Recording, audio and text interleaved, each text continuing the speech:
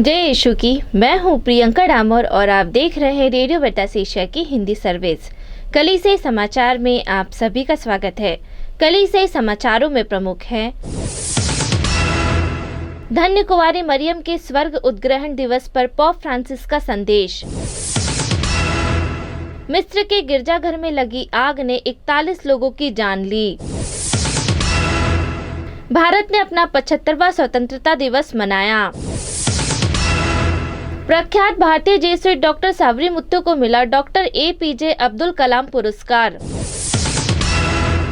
भारतीय धर्माध्यक्षों ने पर्यावरण के प्रति संवेदनशील क्षेत्रों के बारे में चिंता दोहराई। हिमाचल प्रदेश में ईसाइयों ने सामूहिक धर्मांतरण के खिलाफ विधेयक को चुनौती दी। पश्चिम बंगाल की जेल मिनिस्ट्री ने पूरे किए 25 साल। गाजियाबाद में चर्च संचार संस्था को मिला एक नया रूप। कर्नाटक में तिरंगे पर यीशु का स्टिकर चिपकाने वाला युवक गिरफ्तार। गरीब परिवार की कैथलिक लड़की ने उड़ीसा में 12वीं परीक्षा में टॉप किया।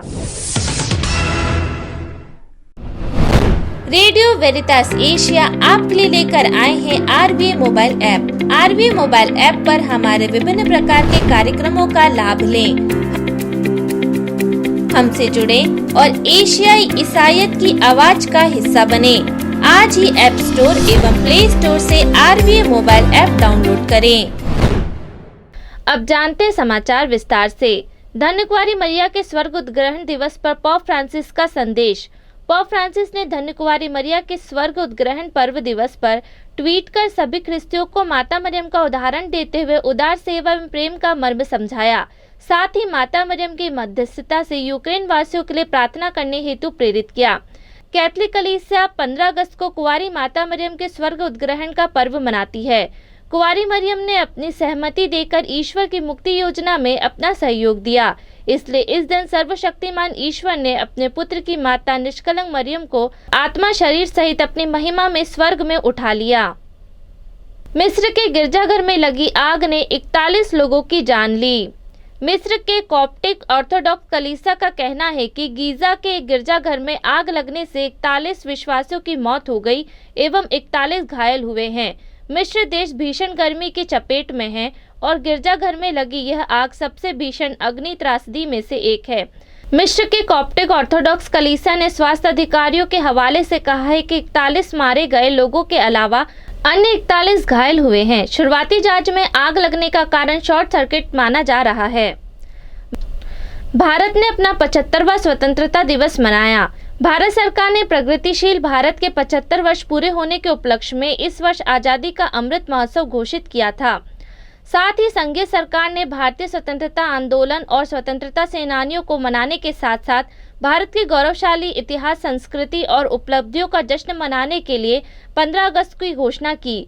यह अवसर भारत के लोगों को समर्पित है, जिन्होंने न केवल देश के विकास में योगदान दिया है, बल्कि एक अग्रणी भारत को सक्रिय करने की दृष्टि, इसे ठीक से सक्षम करने की इच्छा और आत्मनिर्भर भारत बनाने की भावना भी है। आज़ादी का अमृत महोत्सव उत्सव आधिकारिक तौर पर 12 मार्च 2022 को शुरू हुआ, जो भारत की स्वतंत्रता की 75वीं वर्षगांठ के 75 सप्ताह की उल्टी गिनती को चिन्हित करता है और ये एक साल के बाद 15 अगस्त 2023 को समाप्त होगा। प्रख्यात भारतीय जेसुइट डॉक्टर सावरीमुत्तु को मिला डॉक्टर APJ अब्दुल कलाम पुरस्कार। Chennai, Tamil Nadu Fort Saint George की प्राचीर पर 15 अगस्त को 75वें स्वतंत्रता दिवस समारोह के दौरान एक प्रख्यात जेसुइट वैज्ञानिक को तमिलनाडु के मुख्यमंत्री MK स्टालिन द्वारा डॉक्टर APJ अब्दुल कलाम पुरस्कार से सम्मानित किया गया। तमिलनाडु के तिरुनेलवेली जिले के पालमकोट्टई में सेंट जेवियर कॉलेज के जेवियर रिसर्च फाउंडेशन के निदेशक डॉक्टर सावरीमुत्तु इग्नाशियुमुत्तु को डॉक्टर APJ अब्दुल कलाम पुरस्कार वैज्ञानिक अनुसंधान में उनके उत्कृष्ट योगदान के लिए दिया गया। इस पुरस्कार का नाम भारत के 11वें राष्ट्रपति और एरोस्पेस वैज्ञानिक डॉक्टर APJ अब्दुल कलाम के नाम पर रखा गया है। भारतीय धर्माध्यक्षों ने पर्यावरण के प्रति संवेदनशील क्षेत्रों के बारे में चिंता दोहराई। कैथलिक धर्माध्यक्षों ने केरल में प्रांतीय सरकार को संरक्षित वनों, पार्कों और वन्य जीव अभयारण्यों के आसपास प्रस्तावित बफर जोन के संबंध में देश की शीर्ष अदालत के समक्ष लोगों की चिंता को प्रस्तुत करने के लिए याद दिलाया है।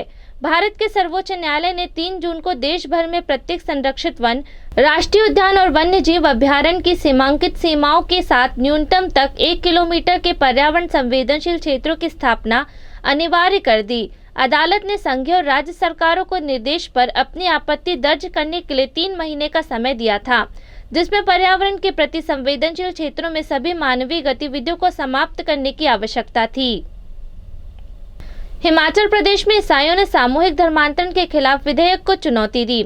हिमाचल प्रदेश में ईसाइयों के एक समूह ने राज्य के उच्च न्यायालय में एक याचिका दायर कर सामूहिक धर्मांतरण को प्रतिबंधित करने वाले विधेयक को चुनौती दी है। हिंदू समर्थन भारतीय जनता पार्टी द्वारा शासित राज्य ने 13 अगस्त को हिमाचल प्रदेश धर्म स्वतंत्रता विधेयक 2022 पारित किया। राज्य में पहले से एक धर्मांतरण विरोधी कानून है, लेकिन नवीनतम विधेयक के साथ उनके सामूहिक धर्मांतरण पर प्रतिबंध लगने की मांग की है, जिसे एक ही समय में 2 या 2 से अधिक लोगों के धर्मांतरण के रूप में वर्णित किया गया है। साथ ही बल या प्रलोभन के माध्यम से धर्म परिवर्तन की सजा भी 7 साल से अधिकतम 10 साल तक बढ़ा दी गई है। पश्चिम बंगाल की जेल मिनिस्ट्री ने पूरे किए 25 साल। पश्चिम बंगाल के मुर्शिदाबाद जिले के बरहामपुर में एक सुधार गृह की आकस्मिक यात्रा के रूप में जो शुरू हुआ, उसे 25 वर्ष पूरे हो गए हैं और उसके संस्थापक 15 अगस्त को 80 वर्ष का हो गया है। कोलकाता प्रांत के सलेशियन फादर्स कार्या वर्तमान में पश्चिम बंगाल के पश्चिम मिदनापुर जिले के धोबासोल में एक मानव संसाधन विकास केंद्र विकसित कर रहे हैं, जिसे माओवादी उग्रवादी प्रभावी क्षेत्र के रूप में जाना जाता है, जिसे बोलचाल की भाषा में जंगल महल कहा जाता है। कर्नाटक में तिरंगे पर यीशु का स्टिकर चिपकाने वाला युवक गिरफ्तार। कर्नाटक में अपने घर के शीर्ष पर जीसस स्टिकर के साथ राष्ट्रीय ध्वज फहराने के लिए 14 अगस्त को एक युवक को गिरफ्तार किया गया था। कर्नाटक के एक प्रमुख शहर बेल्लारी में पुलिस ने तिरंगे में अशोक चक्र के ऊपर स्टिकर चिपकाने के लिए गणेश कॉलोनी निवासी रघु को गिरफ्तार किया। कुछ दक्षिणपंथी हिंदू कार्यकर्ता ने झंडे में बदलाव देखा और रघु से स्टिकर हटाने के लिए कहा, लेकिन उन्होंने मना कर दिया। बाद में गांधीनगर थाने के पास के पुलिसकर्मी मौके पर पहुंचे और स्टिकर हटाकर रघु को गिरफ्तार कर लिया। गाजियाबाद में चर्च संचार संस्थान को मिला एक नया रूप। राष्ट्रीय सामाजिक संचार अनुसंधान और प्रशिक्षण संस्थान ने एनसीआर क्षेत्र वैशाली गाजियाबाद में अपने वर्तमान शैक्षणिक ब्लॉक में एक नए कर्मचारी निवासी और एक अतिरिक्त मंजिल का उद्घाटन किया। Mass media communication college Catholic bishop conference of India द्वारा चलाया जाता है। 8 अगस्त को सीसीबीआई के महासचिव आर्च बिशप फेलिक्स मचाडो ने वासों से नवनिर्मित स्टाफ आवास को आशीष दी।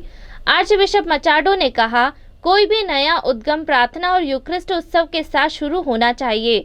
यह एक संयोग था कि वह दिन सेंट डोमिनिक का पर्व था। सेंट डोमिनिक जो एक महान संचारक थे। गरीब परिवार की कैथलिक लड़की ने उड़ीसा में 12वीं परीक्षा में टॉप किया। एक दिहाड़ी मजदूर की बेटी ने उड़ीसा में सीनियर सेकेंडरी स्कूल की परीक्षा में टॉप करके इतिहास रच दिया है।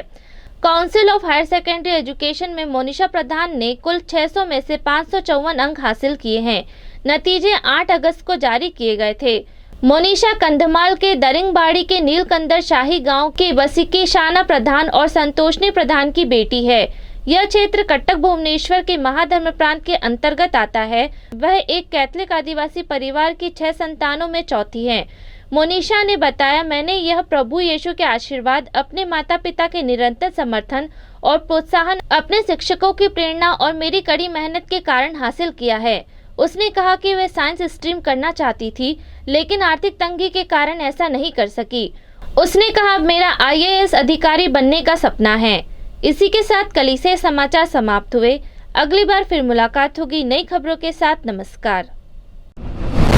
रेडियो वेरितास एशिया आपके लिए लेकर आए हैं RVA mobile app. RVA mobile app पर हमारे विभिन्न प्रकार के कार्यक्रमों का लाभ लें, हमसे जुड़े और एशियाई ईसाईयत की आवाज का हिस्सा बने। आज ही ऐप स्टोर एवं प्ले स्टोर से RVA मोबाइल ऐप डाउनलोड करें।